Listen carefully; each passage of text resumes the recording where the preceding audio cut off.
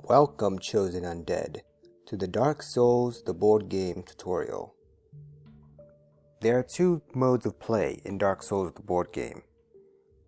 A regular play of Dark Souls the board game consists of fighting one mini-boss and then one main boss. If the players can defeat the main boss, they have won the game. Alternatively, you could set it up for campaign, which follows most of the same rules, although it might require players to fight more than one mini-boss before fighting a main boss. I'll explain the game for regular play, and at the end of the video, we'll talk about how rules can change for the campaign mode. To start the game, you need to gather your collection of tiles, and set aside the Bonfire tile, the mini-boss tile, and the boss tile. Shuffle the remaining tiles, and draw 4 of them.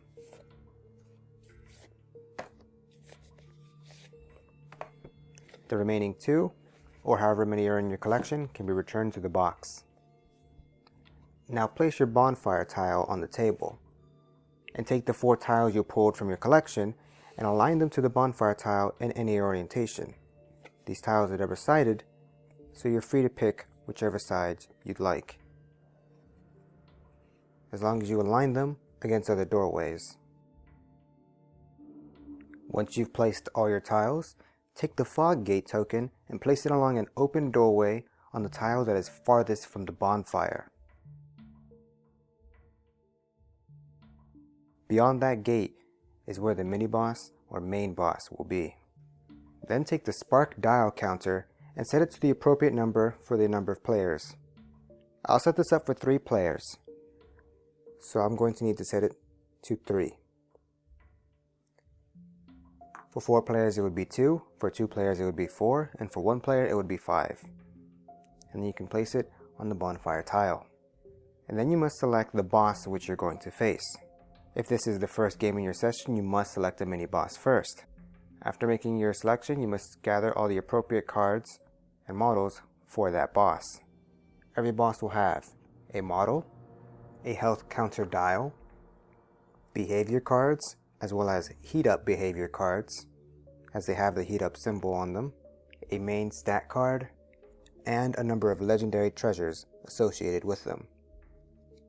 Gather all these cards and set them off to the side, but keep the main stat card out for now. You'll then need to populate the dungeon with encounters. Encounters are separated by level. We have a level 1, level 2, and level 3 encounter deck. So be sure to shuffle the encounter decks by level and draw a number of random cards from them equal to the number at the bottom of your boss's stat card. The gargoyle here requires that I draw 3 level 1 encounters and 1 level 2 encounters.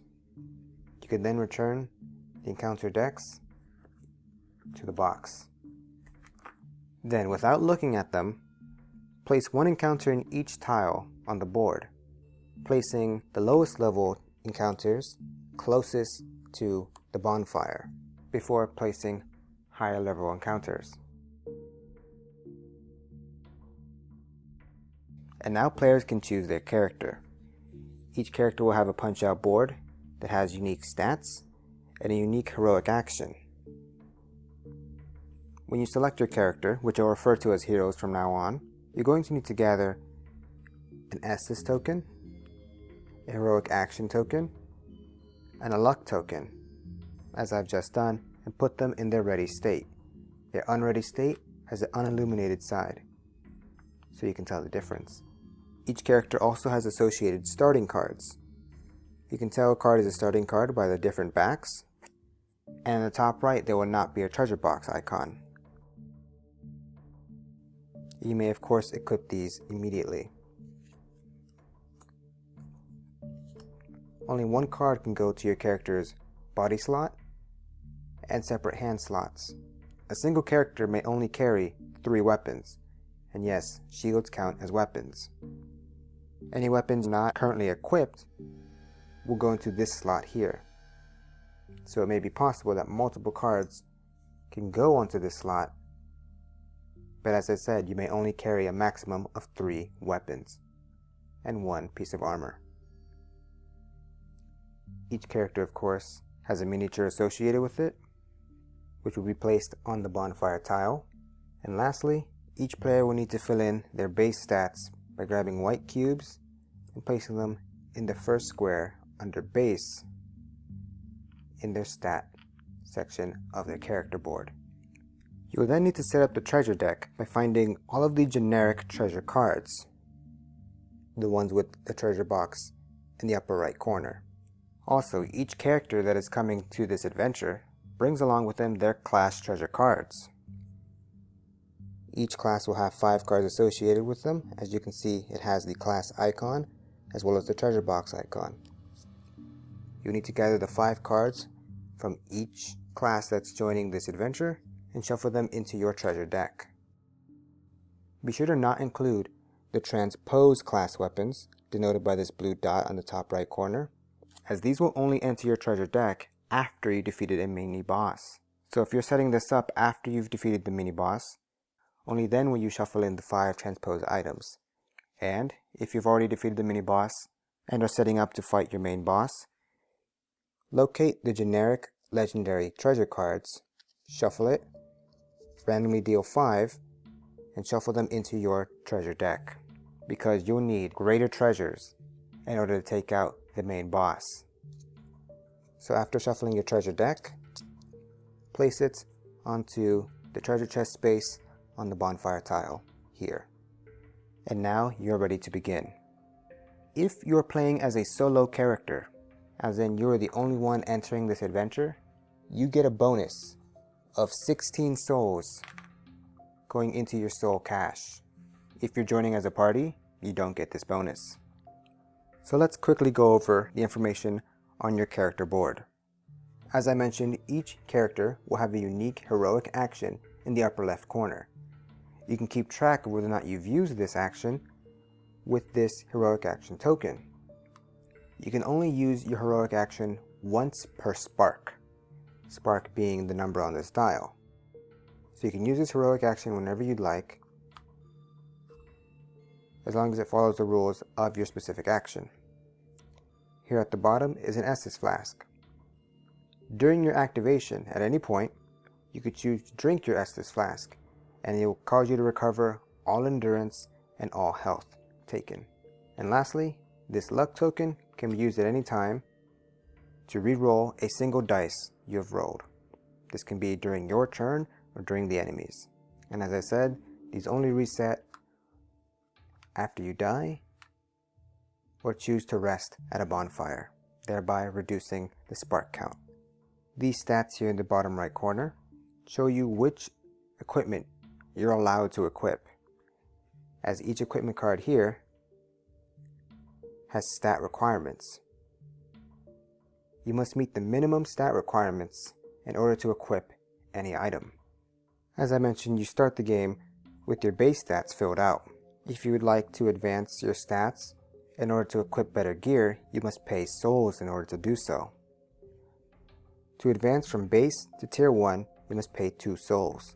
To advance from tier 1 to tier 2, you must pay 4 souls. And to advance from tier 2 to tier 3, you must pay 8 souls. But once your stats have been increased, they remain so permanently until the end of the game. So let's go over the information on a piece of equipment. If you have a weapon like this, each weapon will have a range in the upper left corner, 0 being the space that you are directly on. Top right shows whether or not it's a treasure deck card or a character starting card. To the left, stat requirements. You must meet these in order to equip it. To the right, whether or not this card takes up 1 hand or 2 hands. 2-handed cards looking like this. Below that, whether or not the game came in the Dark Souls core game or any expansion. And then some weapon cards might have multiple different attacks. Depending on how much stamina you use to perform the attack, will have a different attack profile. And so this will show you which dice you're rolling and any additional modifiers.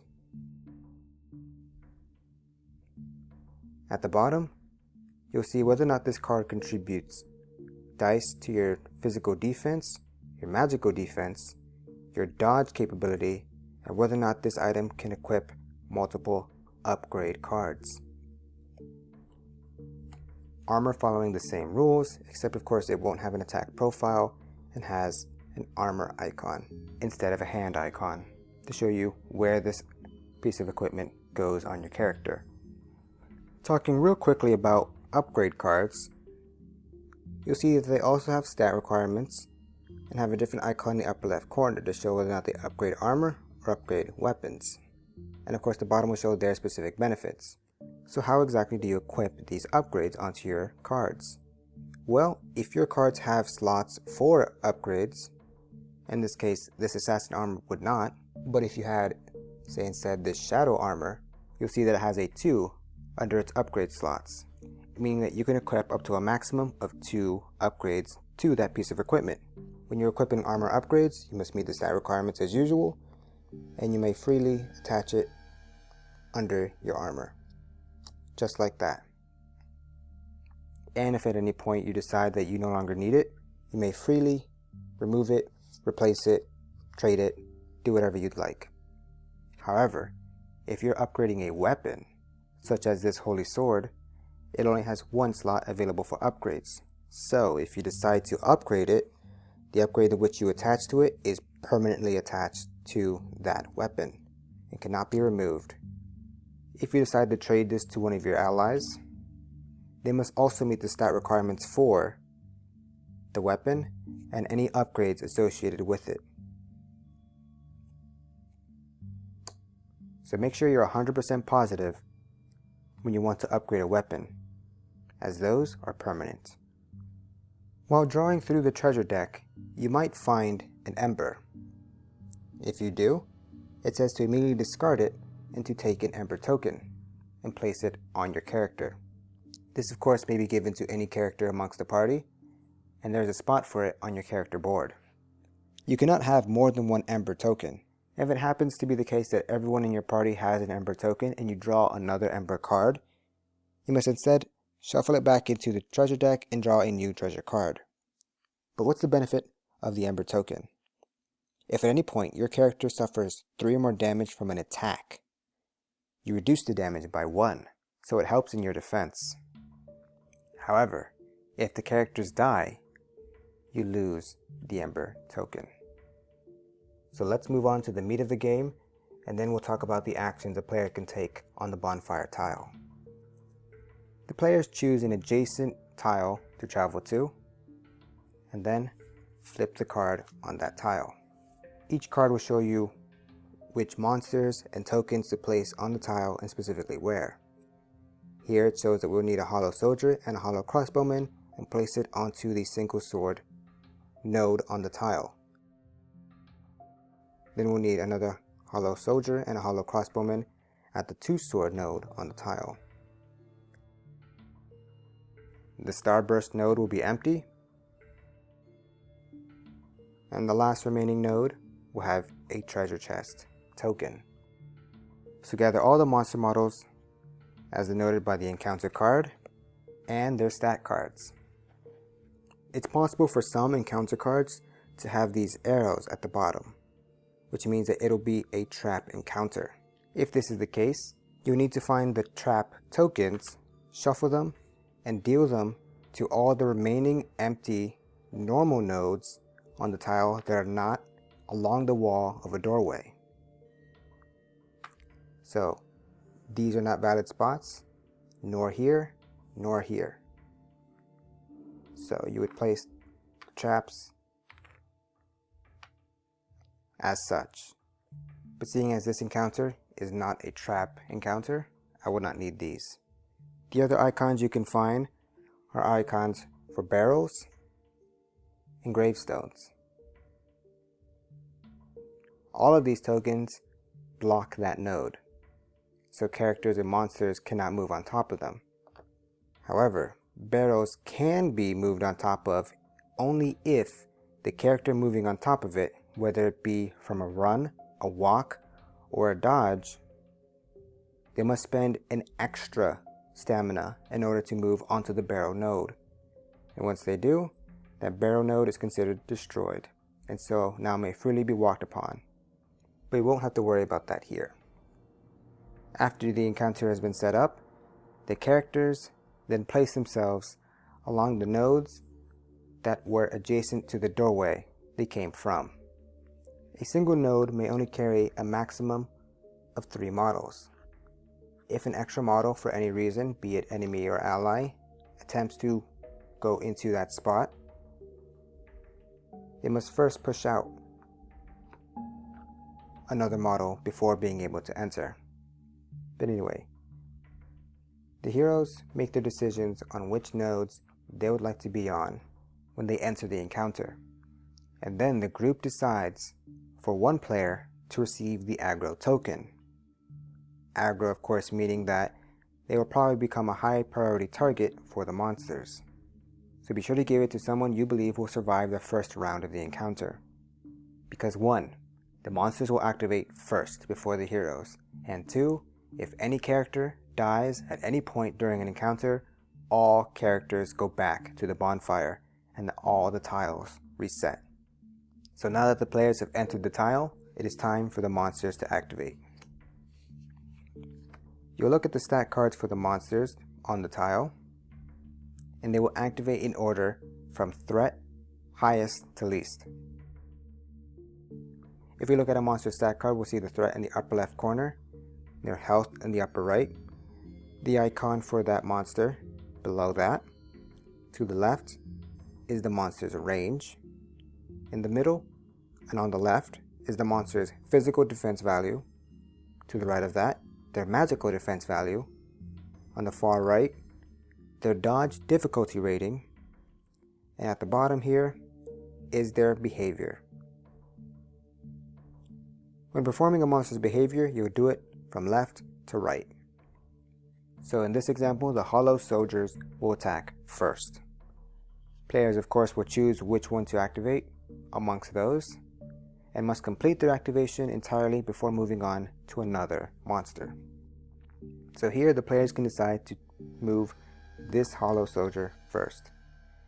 And if we read their behavior, we see that they are trying to move 1 space closer to the nearest character. The other icon you can find is that they're moving in relation to the character with the aggro token. So here they're trying to move to the character that is closest. It might be difficult at first to see how these nodes connect to one another, but look at it like this. If you take this board, turn it, now you see that it is a simple 3x3 grid, just turned on its side a bit. So that means this soldier can move to any of these adjacent nodes for 1 space. Now they're trying to move towards the character that is nearest. So you must first determine the monster's target, and this target will remain the same throughout this monster's entire activation. So the nearest character, following the shortest path, could be any of the characters here. So if there's a tie between 2 or more characters, priority goes to the character with the aggro token. If the character with the aggro token is not amongst those who are tied for nearest character, it then goes to the character with the higher threat value. A character's threat value is the number to the left of that character's class. So this hollow soldier has to move 1 space closer to the character that is nearest to them, and in this scenario it would be the character with the aggro token. But how that monster moves is completely up to the players, as long as it moves them 1 space closer in the shortest route possible. So we have 2 valid destinations for that. Moving to either of these nodes would only put them 1 space away from the character that they're targeting. So it's up to the players to determine how they want to move the monsters, and this is where half the strategy is. Then according to this monster's behavior, it will attack the nearest character, which is still determined by the character they target initially at the beginning of their action. If the icon here has swords, it'll be a physical attack, and the number is how much damage they'll do. If the attack icon has these swirls, it'll be a magical attack. However, this hollow soldier's range is only 0, meaning it can only attack characters on the node it is on. So, the monster moves forward tries to attack, does not have the range, and so misses. However, the other hollow soldier has the range. If the monster is of course trying to move towards its target and it is already on the node which its target is on, then it doesn't move and will instead perform the rest of its actions. So here, the hollow soldier will attack the knight, and the knight has a choice. Looking at the knight's equipment, the knight could choose to block or to dodge this attack, and this remains true for all attacks. Players can choose to dodge or to block. If you choose to block, you must find all the dice on the equipment you have currently equipped and see their block rating. So here, the knight has their armor, which contributes 1 blue, and the shield, which contributes 1 black. And because this is a physical attack, that's the value we're looking for. If they were being targeted by a magical attack, you'd have to look at the magical resistance value and gather those dice instead. If you choose to dodge, you must gather a number of dodge dice equal to the dodge rating of all the items you have equipped. But here, as the knight has no dodge icons from the equipment they have, they of course will choose to block instead. Blocking doesn't require stamina. You simply gather dice from your equipment, roll them, and reduce the damage by the number you rolled. So here, the hollow soldier attacked for 4 damage, and the damage was reduced by 4. So the knight suffers no damage, a perfect block. If they did suffer damage, they would take a number of red cubes equal to the damage suffered and fill them in on their endurance tracker at the bottom of their board. Damage fills in from the right, going towards the left. Whenever a character uses stamina, they'll take black cubes and fill in their tracker from the left, going towards the right. If at any point all the spaces on this tracker has been filled, that character is dead.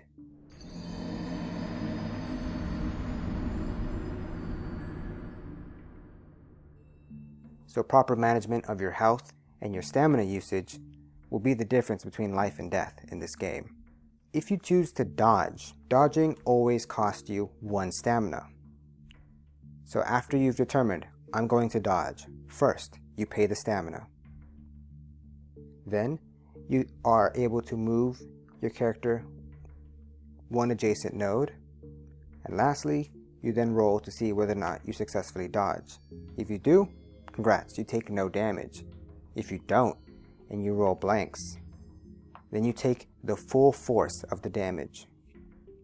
It's an all or nothing gamble when it comes to dodging, but it's up to you to determine whether or not the risks are worth it. But anyway, the rest of the monsters will activate, performing their actions, and the character will block or dodge appropriately, and potentially suffering damage as the monsters activate. Once all the monsters have activated, now the heroes get to make their counterattack. If this is the first activation in the entire game, the players are free to pick whoever goes first, and they will give the first player token to that character. However, after this token has been given to someone, the turn order will then proceed clockwise around the table, and will remain this way for the rest of the game. So when it is your turn, you will perform the following steps. First, you will recover 2 stamina from your character board if you have any stamina on it. Only stamina, not health. Then, you will take the aggro token for yourself. Thirdly, you may swap items in your inventory between your hand slots in case you have multiple weapons for different situations. Then you move on with your proper activation. When you activate, you may move and attack, or attack and move. So be sure to take that into account when performing your actions. When you move, you're able to move 1 node for free.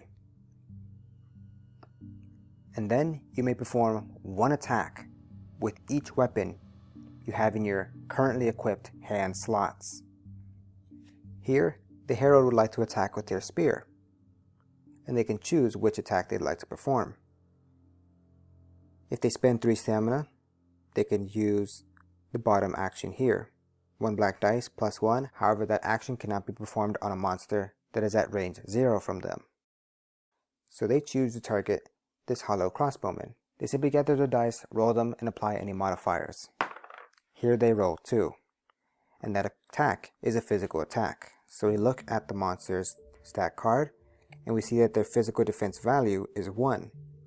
So they reduce the incoming damage by 1. I rolled a 2, and because of the attack that I used, it even gives it a +1 modifier, meaning I rolled 3.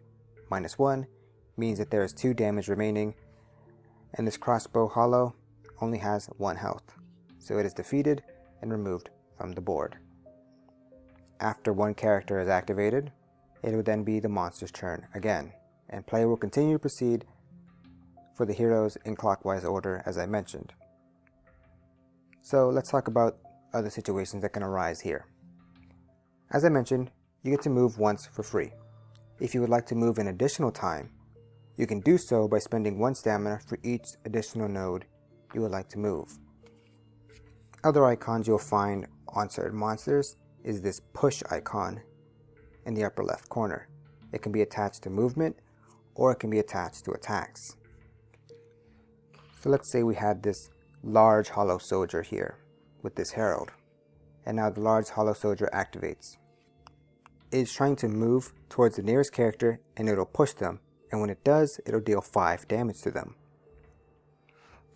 Well, if you're already on the node, what happens? Well, first it pushes you for free and you're able to pick any of the adjacent spots and place your character there. However, this push doesn't cause you to take damage. This is simply to kind of get you off the node so that then it can perform its proper movement. 1 space towards the nearest character. Then it moves, and then you are given the choice to block or dodge this push.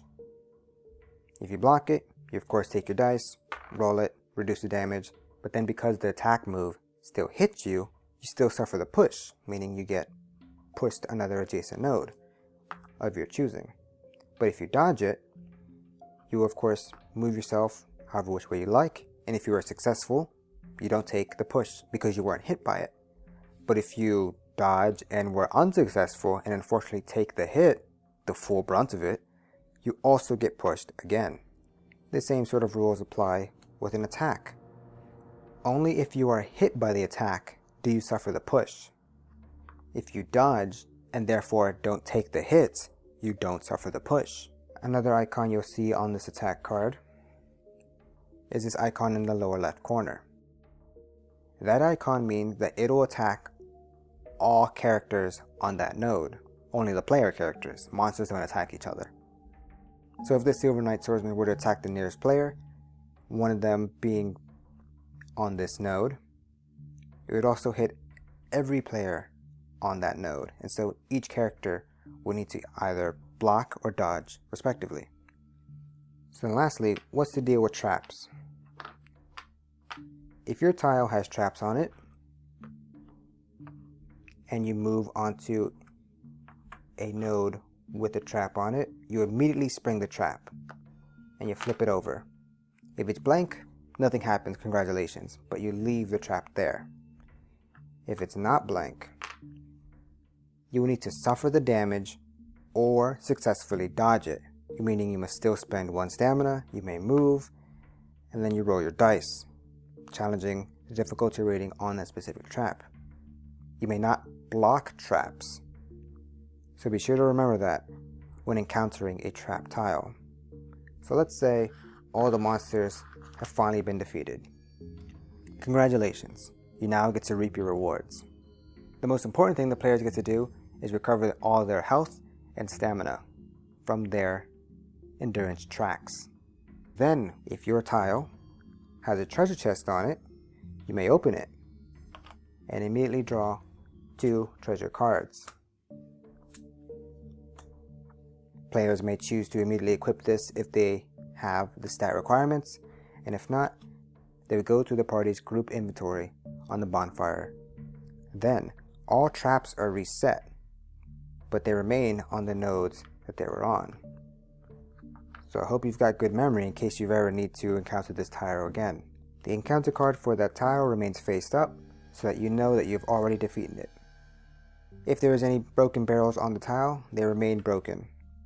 Unless everything resets by the players dying or the players manually resting at a bonfire, in which case the barrel would reset, the encounter card would be flipped back face down to show that it has been reset. However, the treasure chest remains open and cannot be opened again. But enough doom and gloom. Time for your real reward. After completing an encounter, players will take 2 souls per character and add them to their soul cache. So here with 3 players, you reap 6 souls. So now we can return to the bonfire tile. After the players defeat an encounter, they may return to the bonfire tile without any sort of consequence and can choose how to spend their souls. I already mentioned that you can level up your stats by spending souls depending on how you're upgrading your tiers. But you can also spend souls to recover treasure from the treasure deck. For each soul you spend, you may draw 1 treasure card. And then of course players may choose to equip it or not, and if they don't, they put it into the group inventory for potential use later. Players continue spending souls until they either have no souls left to spend or choose not to spend any more souls. The players can of course choose to rest at the bonfire, reducing the spark counter and resetting all the encounter tiles, meaning that the players will have to go through all of them again in order to make it to their final destination of their mini boss or main boss. If they of course choose to rest at a bonfire, they also get back all the tokens on their character board. Once everyone's rested and ready to go, they again pick another tile to face. Don't forget to keep track of who the next player to go is. Depending on whose turn it was last at the end of the encounter, the next player token will go to the player who is meant to go in clockwise order. So this token always serves as a reminder of that rule. But enough small fry. After having your fill of lower level encounters, your party can decide that they are finally ready to fight the mini boss or main boss. You of course enter the boss room from the fog token. I'm simply moving the other tiles aside for space. If you're fighting a mini boss, you will take the mini boss tile and attach it to the board. If you're fighting the main boss, you will add the main boss tile to the mini boss tile for one large boss arena, befitting of this epic fight.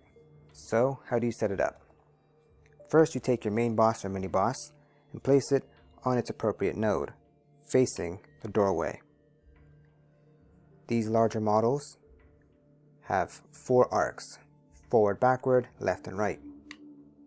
So be sure to face it in its proper direction, as facing is extremely important for a boss fight. For the lower level monsters it didn't matter, but for the boss fight it makes the entire game. So you find your boss stat card, you find the behavior cards and the heat up cards that you set off to the side, as well as the monster's health dial. Set the health to its maximum. In this case the gargoyle is 26.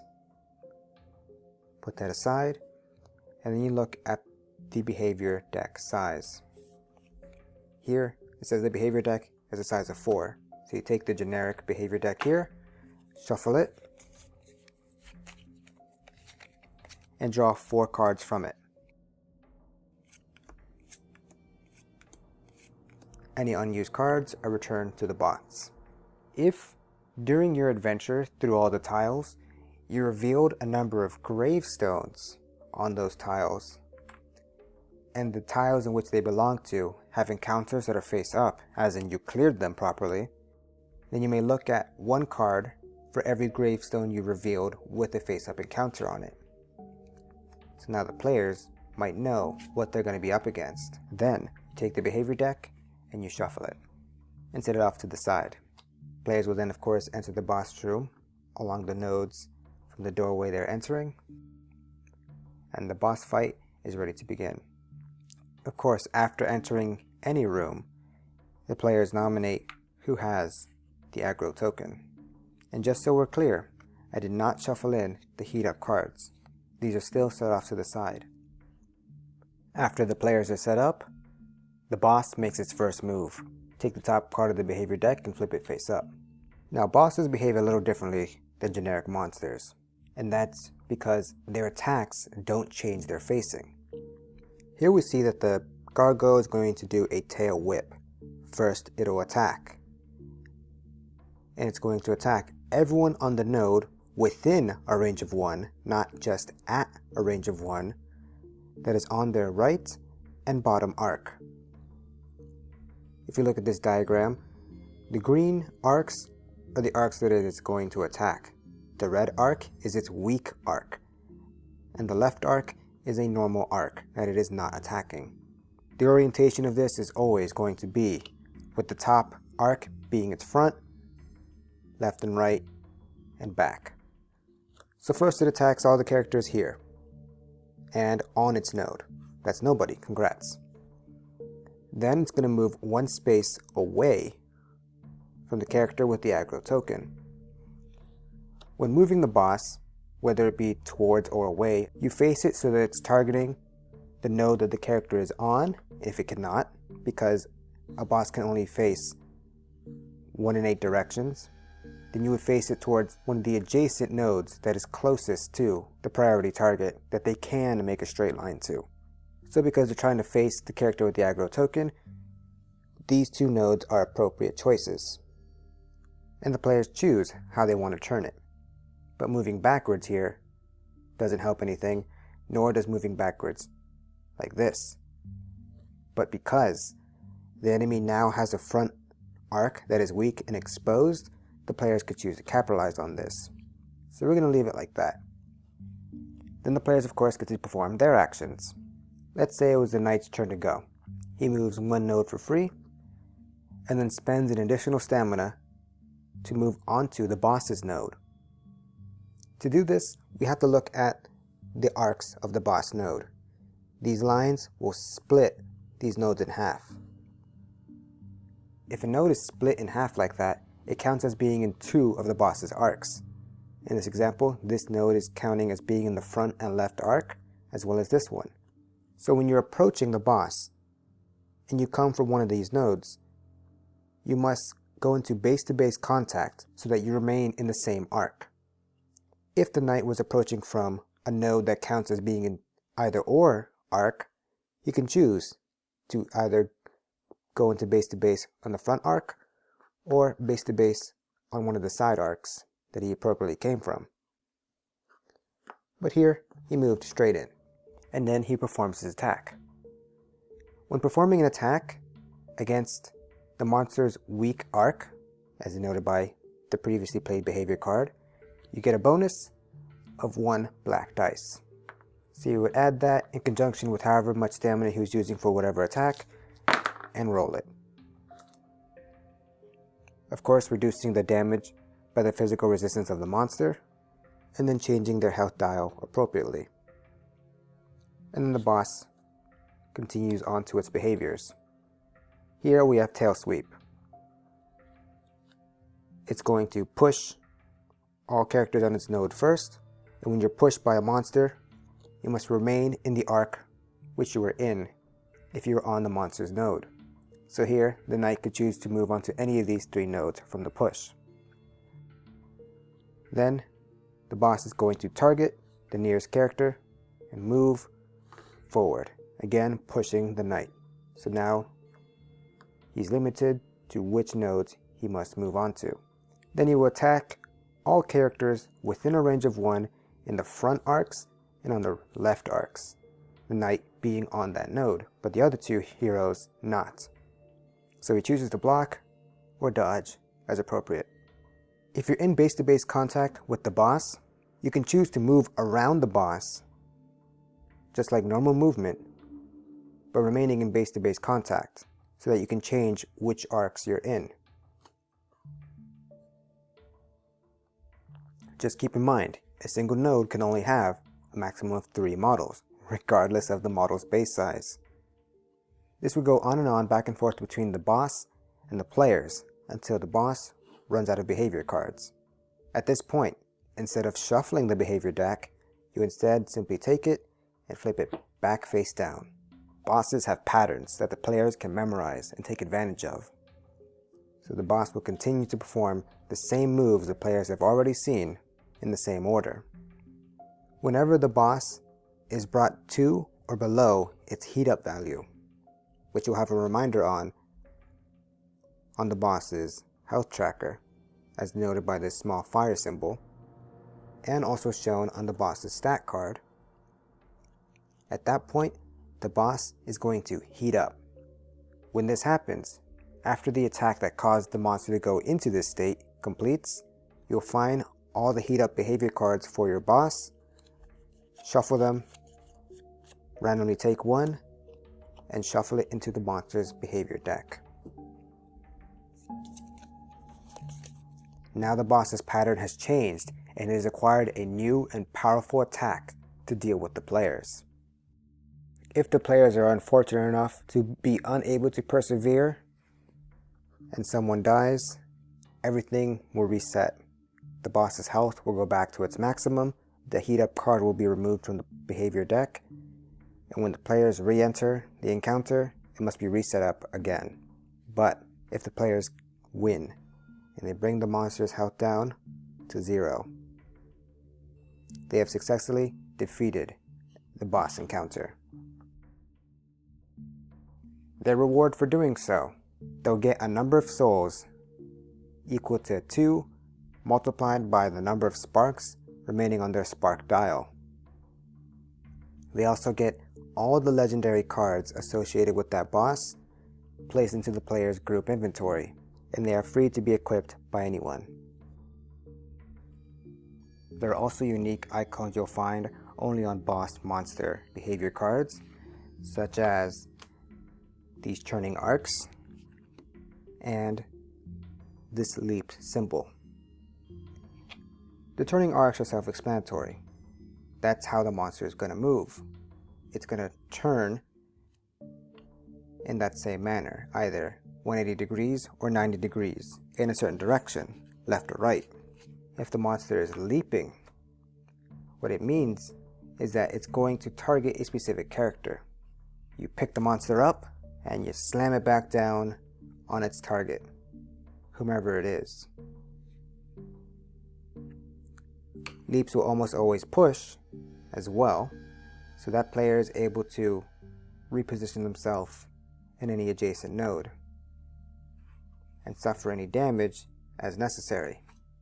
They of course have the option to block or dodge. Facing doesn't change, so be sure you memorize what facing it had when it leaped. But that's how boss fights work. But this is only half the battle. After you beat a mini-boss, it is then time to reset up the entire game for a boss encounter. And only then can you declare that you've beaten the Dark Souls board game. You'll find that main bosses also have their own treasure cards. However, if the goal of the game is to beat main bosses, that means you wouldn't need the treasure cards associated with them. Well, that's because in future expansions, there will be something called mega bosses. So that means the fight isn't even over after you defeat a main boss. It hasn't been released yet, but I can only assume that after you defeated a main boss, you reset again to fight the mega boss. It's also possible that future expansions will include future campaigns that require multiple main bosses to be defeated, and so the treasure cards will apply then.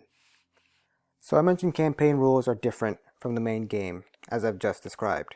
The difference is that campaign scenarios have you follow encounters in a specific order. So here we have the first journey, which replicates Dark Souls 1, and will require you to take different encounter cards as opposed to what would be necessary for a regular setup. The next thing that's changed is that you can add and drop players at will. If you add a player, reduce your spark counter by 1. If you drop a player, increase your spark counter by 1. And adding and dropping players of course changes your maximum spark value. You can also dash through encounters that you don't want to fight. After setting up the encounter and performing all the monster's first actions, the players can choose to skip it by removing all the monsters from that tile and flipping the encounter card face down to show that they have not yet defeated it. But that means if they ever choose to go back through that tile, they must face it again or dash through. You can also buy sparks in a campaign. You can buy sparks at a cost of 2 souls per character in the group. So for 4 players to buy 1 spark, it would cost them 8. For 2 it would cost 4, etc, etc. However, you cannot gain more sparks than your maximum spark limit. Every time you defeat a mini boss or main boss or mega boss, you gain 1 spark. This is different from the main game because in the main game your sparks reset entirely. And lastly, purchasing levels from the Firekeeper requires a different number of souls. To go from base to tier 1 is 4. From tier 1 to tier 2 is 8. And from tier 2 to tier 3 is 16. And it's also possible to go to tier 4. That's not represented on your board, but tier 4 can be purchased at a cost of 20 souls. And the stat that appears at tier 4 is 40, the hard limit for any stat attribute. So it's possible to max out your character completely, but it will require many more souls to do so. But hey, you're in it for the long haul because you're fighting in a campaign. I hope you've enjoyed this tutorial, and if you did, like and subscribe to the channel, as I will be posting Dark Souls gameplay videos in the future. So I hope you look forward to that. We wouldn't want you going hollow now, would we? But that's all for now. Thanks for watching, and let's keep on rolling.